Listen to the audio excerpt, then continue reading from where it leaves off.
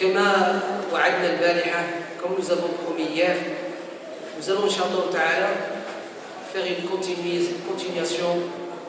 continuité de l'exégèse de la sourate An-Naba, la grande nouvelle ou l'événement. Sourate An-Naba nous a permis, par l'étude de ces exégèses, d'avoir un certain nombre de paraboles qu'Allah subhanahu wa ta'ala marque à travers le Coran et surtout à travers cette sourate pour que les musulmans puissent y prêter attention et en prendre leçon. وهذه الآيات والعلامات والإشارات التي أرادها الله عز وجل بأولا الأرض التي هي بساط ومهاد يعيش فيها الناس, ثانيا بالجبال التي هي أوتاد تمسك الأرض وتجعلها كما هي كما أراد الله عز وجل بها, وكذلك رأينا السماء التي هي سقف والتي هي بنيان, والشمس التي هي ضياء للناس وكذلك دفء وحرارة للناس. فقلنا هذه العلامات كلها وهذه الإشارات تدل على أن المسلم والأمة الإسلامية يجب أن تكون كما يشير الله عز وجل إلى هذه الكائنات التي خلقها. فالمسلم يجب أن يكون طيبا رطبا لينا كالأرض, ويجب أن يكون في الأمة والأمة أن تكون وتد وأوتاد لغيرها, ويجب أن يكون في الأمة أوتاد, أشخاص من الأمة هم أوتاد في الأمة يمسكون هذه الأمة, وكذلك يجب أن تكون لهذه الأمة أن تكون لها سماء, يكون لها بناء, يكون لها غطاء, تكون لها حماية, يكون لها لباس. ثم كذلك الأمة في حاجة إلى الدفء والحنان, وهي كذلك عليها أن تكون لغيرها دفئا وحنانا ونورا ينير الله عز وجل بها لهؤلاء الطريق. Et donc par ces paraboles-là, nous avons appris que le musulman et la communauté musulmane devraient être comme la terre. Dans sa tendresse, les musulmans doivent être tendres. Les musulmans doivent être accueillants. Les musulmans doivent être des gens qui supportent les autres. Et au sein de la communauté, il nous faut des gens ainsi, qui doivent être de cette sorte. Comme ces paraboles-là, il y a parmi elles celles qui font que le musulman doit être aussi comme un pilier pour sa communauté. Comme la montagne est un pilier pour la terre. Et que la communauté doit être pilier pour les autres communautés, pour les maintenir, pour les garder dans la voie. Aussi, parmi les paraboles, le fait que la communauté et les individus dans cette communauté, certains devraient être pour cette communauté une couverture, et la communauté pour les autres une couverture, une protection, bunyan, un édifice, un signe, alama pour les autres communautés.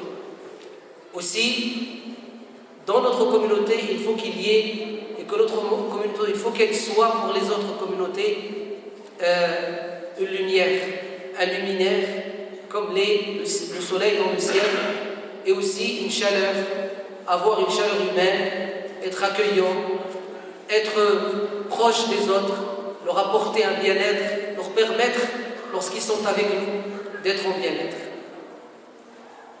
La suite de la sourate nous informe sur l'arrivée de ce jour. Et qu'est-ce qui va arriver pendant ce jour, pendant ce rendez-vous, pendant cet événement, pendant cette nouvelle, cette grande nouvelle qui est la résurrection, le jour du jugement, la fin des temps. الباقي من السورة يذكر لنا ماذا؟ يذكر لنا ماذا سيقع، يعني يلخصه الله عز وجل فيما بقي من هذه السورة وهو نصفها الأخير. يقول الله تبارك وتعالى: وجعلنا الليل لباسا وجعلنا النهار معاشا وبنينا فوقكم سبعا شدادا وجعلنا سراجا وهاجا وأنزلنا من المعصرات ماء ثجاجا لنخرج به حبا ونباتا وجنات ألفافا إن يوم الفصل كان ميقاتا. يوم الفصل اليوم الذي يفصل الله به وفيه وأثناءه بين الناس، أي بين أهل الخير وأهل الشر، بين أهل الحق وأهل الباطل، بين المؤمنين والكافرين. هذا الوقت، هذا اليوم له ميقات لا يعلمه إلا الله سبحانه وتعالى. إن يوم الفصل كان ميقاتا، يعني هناك وقت، هناك موعد، وصاحبه الذي يعلمه والذي يريده كما يعلمه هو الله عز وجل. Le jour, dit Allah Azza wa Jal, le jour du discernement est un jour qui a un rendez-vous. Un rendez-vous donné par Allah Azza wa Jal à tous les êtres humains qu'il a créés, ou le djinn.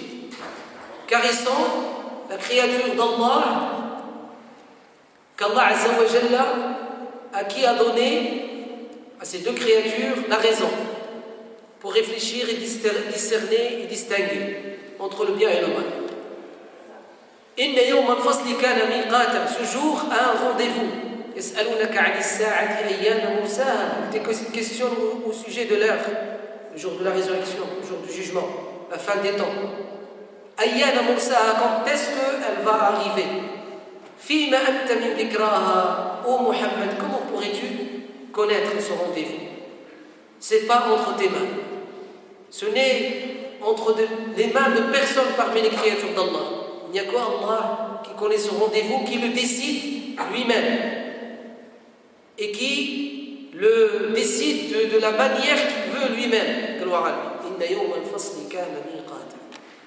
Le-Nabi sallallahu alayhi wa sallam a dit: Bu'ithtu was-sa'a kahatayn. Alors le premier signe annonçant l'arrivée de ce rendez-vous bientôt, c'est quoi? C'est l'envoi de Muhammad sallallahu alayhi wa sallam en tant que prophète et messager.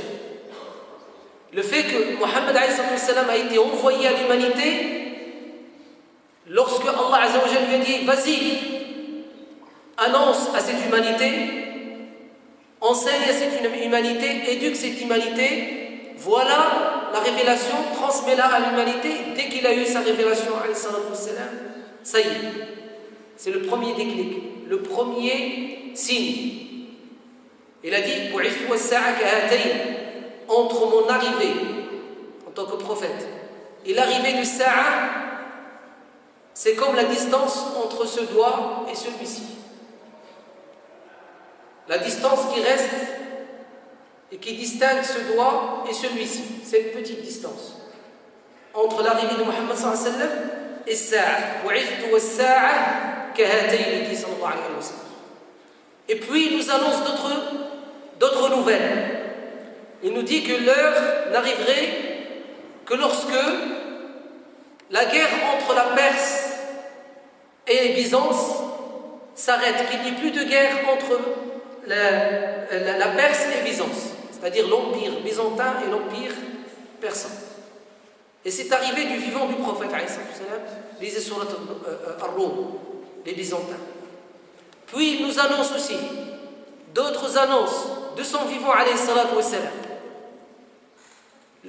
Le fait que le feu qui était adoré par Allah subhanahu wa ta'ala s'éteint. Et il s'est éteint à la naissance du prophète sallallahu alayhi wa sallam. Le fait que la lune se fissure, et la fissure qu'il y a dans la lune apparaît comme une séparation entre deux parties de la lune, coupée en deux. C'est arrivé ou non? C'est arrivé ou non? Du vivant du prophète sallallahu alayhi wa sallam.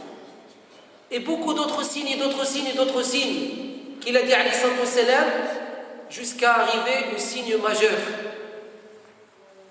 les grandes guerres, la multitude et la multiplicité de quoi? De la tyrannie, de l'injustice. On est dedans de nos jours. La mort, que la mort la mort c'est les meurtres, tuer les gens. Que ça devienne quelque chose de répandu sur terre. Et c'est ce qui se passe de nos jours. Combien de morts chaque jour? Regardez la Syrie. Chaque jour, au minimum, une cinquantaine de personnes qui sont tuées injustement, tyrannisées, et d'autres. Et puis, il nous dit, lorsqu'il y a l'encre est répandue. Qu'est-ce que ça veut dire l'encre est répandue? Ça veut dire qu'on écrit beaucoup de livres. Aujourd'hui, combien? Tous les jours, les milliers de livres qui sont écrits. Et parfois des milliers de livres qui sont écrits pour ne rien servir. Mais ils ne servent à rien. C'est écrire pour écrire, tout simplement. Regardez l'Internet, combien d'écritures sur Internet, parmi les signes majeurs de l'arrivée de ce jour. Aussi, le prophète sallallahu alayhi wa sallam nous dit la mort des savants, c'est-à-dire la disparition des savants, des grands savants de l'islam. Le prophète sallallahu alayhi wa sallam nous dit ils ne vont pas être pris par Allah d'un seul coup, mais ils vont être pris progressivement par la mort. D'accord? La mort des savants veut dire la mort de la science. Aussi, il nous dit sallallahu alayhi wa sallam qu'il y aurait une grande guerre qui va avoir lieu entre la nation de l'islam et la nation de Bani al-Asfar, c'est-à-dire la nation occidentale. L'Occident, pas l'Occident géographique, l'Occident idéologique. D'accord? Et celle-là n'est pas encore arrivée. Walakin, il y a des signes. Aussi, il nous donne d'autres signes. Il nous dit, Allah Azza wa Jalla nous dit, subhanahu wa ta'ala, Inna yawm al-fasli kana miqata. Mais, hada al-yawm fait partie de quoi? De l'invisible, du monde invisible, le ghaib. Nul ne connaît le ghaib, si ce n'est Allah, n'est-ce pas? Alim al-ghaibi, walakin qu'est-ce qu'il a dit? Fala yudhiru ala ghaibi ahada. Il nous dévoile l'invisible à aucune personne, Allah Azza wa Jalla. Mais il nous dit une exception, excepté illa man irtada min rasul, sauf ceux qu'il a choisis parmi les messagers, sauf celui, qu'il a choisi parmi les messagers. Wahid, oh Muhammad sallallahu alayhi wa sallam. Il nous a indiqué tout ça, alayhi sallam. Référez-vous au livre de Sira et surtout, au livre de Sunna et surtout les chapitres qui parlent de la fin des temps. Presque tous les musulmans ils ont le livre qui s'appelle Riyad Salihin, le jardin des vertueux, oui ou non? Voilà. Regardez le dernier chapitre, il parle de ça. Il y a des musulmans parmi nous qui ont le livre très important, la revivification de la spiritualité musulmane. C'est un livre très important. Ce livre-là, il prend comme dernier chapitre quoi? La mort du prophète sallallahu alayhi wa sallam, les signes de l'arrivée de la fin des temps, le paradis et l'enfer. C'est ce que nous dit la sourate Amma yatasa'alun an-naba. Inna yawm al-fasli kana miqata yawma yunfakhu fi as-suri fatatuna afwaja. Le jour où l'ange va souffler dans la trompe. Comment il s'appelle l'ange? Israfil, barakallahu fikum. Ça y est, on l'a appris. Il va souffler le premier souffle. Ça sera la disparition de tout, sauf ce que Allah veut. Azza wa Jalla. Tout disparaît et reste que la face de ton Seigneur, dit Al-Qur'an. Kullu man 'alayha fan wa yabqa wajhu rabbika dhul jalali wal ikram. Puis après, il va encore par la décision d'Allah être créé, recréé une nouvelle fois, cet ange. Et Allah va recréer la trompe, as-sur. Et il va lui donner l'ordre de souffler, la deuxième fois. Et là, Allah recréera qui il voudra. Ou pour le jugement, ou pour un témoignage, ou pour être gardien. Les anges. إن يوم الفصل كان ميقاتا يوم ينفخ في الصور فتأتون أفواجا. Et vous allez au lieu du rendez-vous, donc vous avez le temps du rendez-vous, c'est Lyon, le jour du jugement, et vous avez le lieu du rendez-vous. Le lieu du rendez-vous, vous savez c'est quoi? C'est où? Syrie. C'est la Syrie. C'est là. Mais la terre serait une autre terre, plus grande que celle que vous connaissez maintenant. Et la Syrie d'aujourd'hui, elle serait plus grande que la Syrie. La Syrie de ce jour-là, elle serait plus grande que la Syrie d'aujourd'hui. يوم تبدل الأرض غير الأرض والسماوات وبرزوا لله الواحد القهار. Le jour où Allah va changer la terre et les cieux vont être énormes. Et vous allez apparaître, vous allez sortir, vous allez surgir au rendez-vous, pour être au rendez-vous avec Allah subhanahu wa ta'ala. Un rendez-vous fixé dans le temps et dans l'espace. إن يوم الفصل كان ميقاتا يوم ينفخ في الصور فتأتون أفواجا وفتحت السماء فكانت أبوابا. Et donc le ciel, c'est-à-dire les cieux, vont se fissurer et s'ouvrir parce qu'ils étaient fermés. Les cieux nous empêchaient de voir le monde de l'au-delà. D'accord? Le bleu du ciel de la journée et l'obscurité des cieux de la nuit nous empêchent de voir le monde de l'au-delà. D'accord? وَفُتِحَتِ السَّمَاءُ فَكَانَتْ كيف؟ أبواب, des portes, des ouvertures. وَسُيِّرَتِ الْجِبَالُ فَكَانَتْ سَرَابًا. Et Allah va détruire les montagnes qui sont les piliers de la terre. Alors si les piliers se détruisent, il y a quoi encore qui se détruit?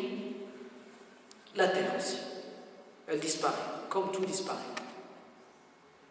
وسيرت الجبال فكانت سرابا إن يوم الفصل كان ميقاتا يوم ينفخ في الصور فتأتون أفواجا وفتحت السماء فكانت أبوابا وسيرت الجبال فكانت سرابا. Après, qu'est-ce qu'il nous dit? Il passe directement au jugement.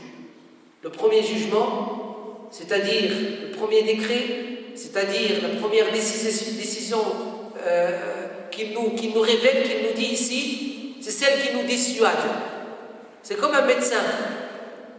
Avant de te parler de la maladie, il te dissuade de quoi? Des maux causés par la maladie. Tu risques ça, tu risques ça, tu risques ça à cause de ça. D'accord? Avant de te parler de la cause, il te parle des risques. Il te parle de la circonstance et il te parle de la conséquence. Mais la conséquence d'abord. Tu risques d'être en enfer à cause de ça. Ou bien, à cause de ça, tu risques d'être en enfer. Mais Allah parle d'abord de l'enfer pour nous dissuader. L'enfer existe déjà ou non? Il existe déjà, Allah l'a déjà créé. L'enfer et le paradis existent déjà. Mais les gens ne sont pas encore en enfer et ne sont pas encore au paradis. Ils sont dans une attente après leur mort, ou dans un jardin du paradis, ou dans une fosse de l'enfer. Inna jahannama kanat kifia mirsada. Inna jahannama kanat mirsada. للطاغين مآبا. Mirsada, qu'est-ce que ça veut dire mirsada? Elle est à leur rendez-vous, elle les attend, elle les guette. Al-Jahannam, l'enfer, la GN, vous guette. Elle attend votre arrivée. Inna Jahannama kanat mirsada. Pour qui? Lil-taghina ma'aba. Elle est une demeure. Ma'ab huwa ad-dar, da'ima. Elle est une demeure éternelle pour qui? Al-taghin. Al-taghiya huwa alladhi yatgha ويتجبر ويخرج عن طريق الله عز وجل ويظلم ويعتدي. للطاغين جمع طاغية وجت من طاغوت. وأول طاغوت أول طاغية من تجبر وتكبر وخرج عن طريق الله. شكون السي عبد القادر؟ بارك الله فيك. هو إبليس الشيطان. C'est le premier. C'est pour ça que l'ulama, quand vous voyez dans le tafsir l'exégèse de Tarout, quand il est mentionné dans le Coran, vous allez trouver premier Tarout, c'est qui? Iblis, Shaitan. Après tous ceux qui sont dans le chemin et qui ont suivi qui accomplissent les actes de shaitan sont des taroutes. Notamment le tarout de la Syrie aujourd'hui. D'accord? Hada tarout shaitan, na'udhu billah. Et tarout shaitan humain, c'est un être humain. Et tous ceux qui sont son arme par laquelle il tyrannise les gens, qu'Allah les détruise et qu'Allah préserve les croyants. Les tarina ma'aba, c'est-à-dire une demeure éternelle. Labithina fiha ahqaba. Ils vivront en elle, quoi? Des supplices et des douleurs sans cesse et avec répétition. Ahqab, des périodes répétitives. Allah Azza wa Jalla dit la yamutu fiha wa la yahya. Il n'est ni mort ni vivant. Il subit le supplice et la douleur et la GM jusqu'à mort. Et puis il revit, et encore il subit, et il meurt, et il revit, et ainsi de suite, sans cesse, éternellement, qu'Allah nous préserve. لابثين فيها أحقابا لا يذوقون فيها بردا ولا شرابا. Ils n'ont ni fraîcheur dedans, ni boisson. Quand ils ont soif et qu'ils demandent à boire, ils boivent quoi? Al-hamim wal-ghassaq. Al-hamim wal-ghassaq. Al-hamim, c'est de l'eau bouillante. Ils la boivent tellement elle est bouillante qu'elle va déchiqueter leurs entrailles et sortir par le bas de leur corps. Elle creuse un chemin tellement elle est bouillante, qu'Allah nous préserve. لابثين فيها أحقابا لا يذوقون فيها بردا ولا شرابا. Il n'y a pas de fraîcheur. Au contraire, il n'y a que une atroce, une forte, une douloureuse chaleur. لابثين فيها أحقابا لا يذوقون فيها بردا ولا شرابا إلا حميما وغساقا. والغساق من العلماء من قال هو ما يخرج من البركان. الغساق هذا c'est ce qu'on appelle la lave, avec ce qu'ils appellent le magma, la lave, qui se dégage de quoi? Qui se dégage du volcan. Imaginez des gens qui boivent ça. Al-hamim, wal-'iyadu billah. Al-hamim, c'est comme du fer, d'accord, qui bouillonne et qui est liquide et qui creuse, comme je vous ai dit, avec la chaleur, avec la force de la chaleur, le corps de ces personnes. Mais nous, on imagine les corps, ils sont comme nos corps, non. Leurs corps, ceux qui seront en enfer, qu'Allah nous préserve, seraient énormes, ils seront énormes. Pourquoi Allah les créera énormes? Pour que les couches de leur peau brûlent tout doucement, afin que la chaleur et la douleur soient lentes à brûler et prennent plus de temps à brûler, intérieurement et extérieurement.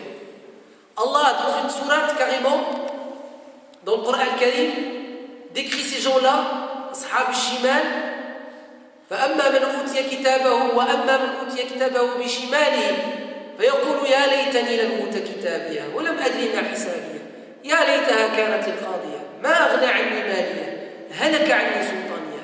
Il aurait souhaité disparaître. C'est ce que dit la femme de la sourate Amma, An-Naba. Et il cherche où sont mon argent, mes biens, mes enfants, ma famille pour me sauver. Personne. هلك عني سلطانيه. Elle est où ma puissance? Elle est où ma place sociale? Al-Jah, al-Sultan, fini. هلك عني سلطانيه. Allah Azza wa Jalla s'adresse aux anges, il dit خذوه, prenez-le. فغلوه, enchaînez-le. ثم الجحيم صلوه, suspendez-le dans la géhenne. ثم في سلسلة ذرعها 70 ذراعا فاسلكوه. Et la chaîne par laquelle vous allez et vous devez l'enchaîner, elle doit être de combien d'anneaux? 70. 70 maillons, 70 anneaux. Chaque anneau, chaque maillon, il est de combien? 70 mètres de diamètre. Alors imaginez comment il est énorme cette chaîne. Et comment cette personne serait suspendue qu'Allah nous préserve. La chaîne, elle va être pénétrée dans son corps par la bouche et sortir par le bas, et elle va entourer le corps et le suspendre dans l'enfer. Dans la jihad.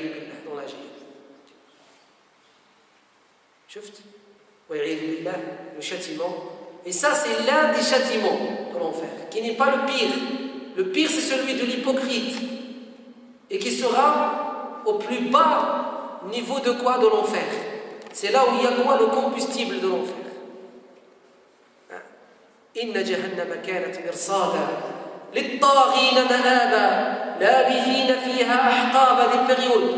La yadhuquna fiha bardan wala sharaba. Ils ne goûteront ni à la fraîcheur ni à l'eau. La yadhuquna fiha bardan wala sharaba illa hamiman wa ghasaqa jaza'an wifaqa. Donc tel que ils ont agi sur terre, ils auront leur châtiment. جزاء وفاقا يعني كيف الإخوة موافق الجزاء موافق لاش للعمل. قالوا العلماء الجزاء من جنس العمل. D'accord. وفاق يعني موافق له. Et donc là, Allah est juste. Il ne les châtiera que par le châtiment qui est équivaut à quoi? À leurs méfaits et à leurs mauvaises actions. جزاء وفاقا إنهم كانوا لا يرجون حسابا وكذبوا بآياتنا كذابا. Ils ne croyaient ni à ce rendez-vous ni au jugement, et ils ont traité nos signes de mensonges. وكذبوا بآياتنا كذابا وكل شيء أحصيناه كتابا. Et toute votre vie est comptée dans un livre, dans un dossier. فذوقوا, il s'adresse à ceux-là, goûtez. فذوقوا زد فلن نزيدكم إلا عذابا. Vous n'aurez en plus de cela que quoi? Que du châtiment. Châtiment au-dessus du châtiment. Puis, comme est la pédagogie éducative d'Allah Azza wa Jal, lorsqu'Allah il parle de l'enfer, il parle de sa colère, il parle de ces gens-là, par la suite, bien sûr, il va nous parler du contraire. Et là, il nous dit Inna lil-muttaqina mafaza. Les pieux auront une récompense, fawz, la réussite. Hada'iqa wa a'naba, des ruisseaux, des jardins et des fruits. Wa kawa'iba atraba. C'est qui le kawa'iba atraba? Ce sont les femmes, les épouses pour ces hommes-là. D'accord? Wa kawa'iba atraba. Épouses humaines, épouses ouri. الحور العين, qui sont des créatures spéciales du paradis. وكواعب أترابا. Ça vient de quoi? Du terme Ka'b, Al-Ka'b. Et les Arabes faisaient même des poésies décrivant les Ka'b, les talons. D'accord? Et décrivant la beauté des talons des femmes qu'ils ont connues, les poètes arabes. Pour vous dire que le meilleur madhhab, la meilleure école concernant faut-il cacher les pieds des femmes ou pas, c'est celle qui dit il faut que la femme musulmane cache ses pieds. D'accord? Parce que même le talon d'une femme fait partie de sa beauté physique.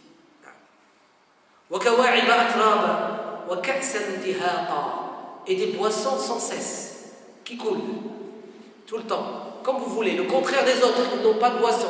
Ceux-là coulent abondamment, sans cesse. وكواعب أترابا وكأسا دهاقا لا يسمعون فيها لغوا ولا كذابا. Dans le paradis, ni discussion futile, ni mensonge, ni faux témoignage. Dans le paradis, il n'y a que de bonnes paroles, que de bons comportements. Les gens dans le paradis, ils se considèrent tous semblables. La seule différence entre eux, c'est leur cœur. Le prophète sallallahu alayhi wa sallam a dit, vous rentrerez au paradis et vous serez tous identiques physiquement, pareil, tel votre père Adam. Physiquement tous pareils. Ala qalbi rajulin wahid, dit le prophète. D'accord? Comme si vous avez le même cœur tous. Cela veut dire quoi? Cela veut dire que vous vous aimerez, mais vraiment d'une manière formidable. Amour total, respect total, approche totale. D'accord?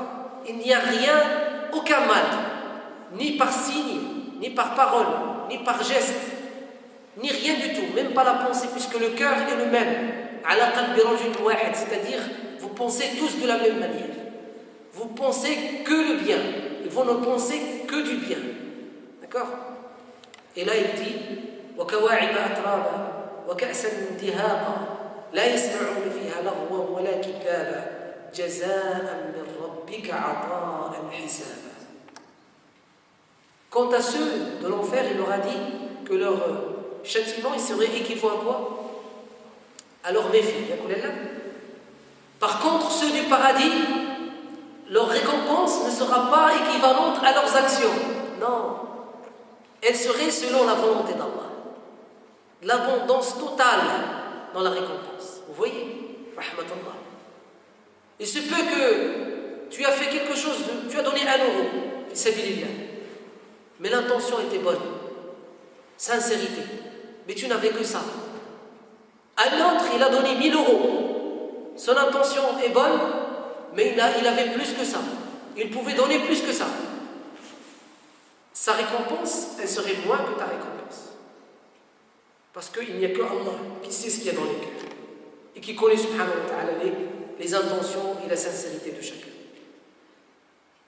Le prophète sallallahu alayhi wa sallam dit, le croyant viendrait le jour du jugement et trouverait des montagnes de hasanat. Il dirait, ô Seigneur, d'où ça me vient tout ça? Allah lui dit, c'est la récompense par miséricorde de tes bonnes actions. La personne, elle ne s'attend même pas à avoir tant de hasanat. Elle les trouvera. Jaza'an min rabbika, yani jaza'u min indillah. C'est-à-dire que tu peux t'attendre à ce que tu veux, mais tu n'auras que ce que Allah veut. Et peut-être tu auras moins que ce que tu pensais, ou aussi tu auras beaucoup plus que ce que tu pouvais imaginer. Jaza'an min rabbika ata'an hisaba. Hisabun min Allah azza wa jalla. C'est lui le juge, c'est pas toi. Juger quoi? Ce n'est pas juger, yani, compter. D'accord? Et compter comme les comptes que nous connaissons. 1 plus 1 égale 2. Yakulella.